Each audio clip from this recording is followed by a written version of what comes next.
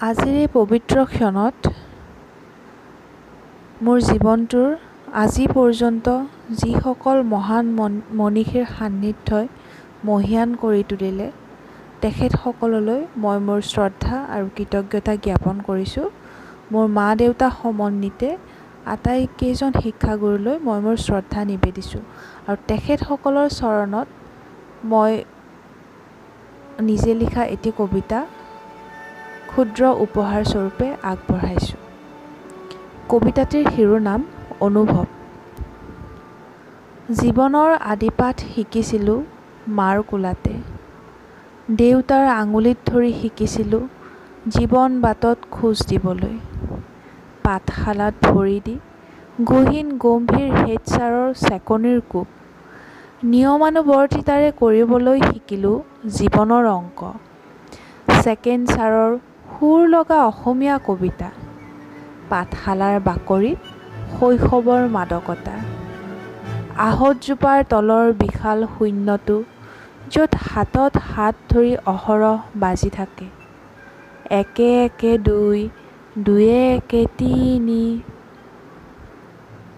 আঙুলিত চিয়াহী মুখত চিয়াহী, ঘৰলৈ আহি মাৰ বকনি। পাঠশালাৰ বাকৰি এৰি হাইস্কুলৰ চোতাল, জীৱনৰ পূৰণ হৰণ যোগ বিয়োগবোৰ ডাঙৰ হোৱাৰ পাল।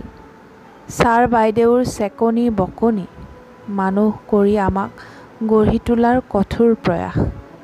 হাইস্কুলৰ বাট এৰি কলেজ গচকিলোঁ, ছাৰ বাইদেউৰ শিক্ষাৰে জীৱনটো অন্তঃকৰণ কৰিব শিকিলোঁ।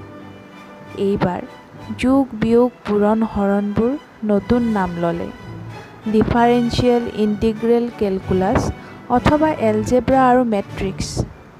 অংক নহয় জংক পংক। সঁচাই মানুহ হ'বলৈ ধৈৰ্যৰ প্ৰয়োজন, এয়াই শিকালে আমাৰ মহান শিক্ষাগুৰুসকলে। বিশ্ববিদ্যালয়ৰ বাটত জীৱনৰ বিশালতা আৰু বাঢ়ি গ'ল। লেব কোটত DNA RNAৰ গঠন নুসুমোৱা হ'ল। ছাৰ বাইদেউসকলৰ মহানুভৱতাত জীৱন ধন্য হ'ল।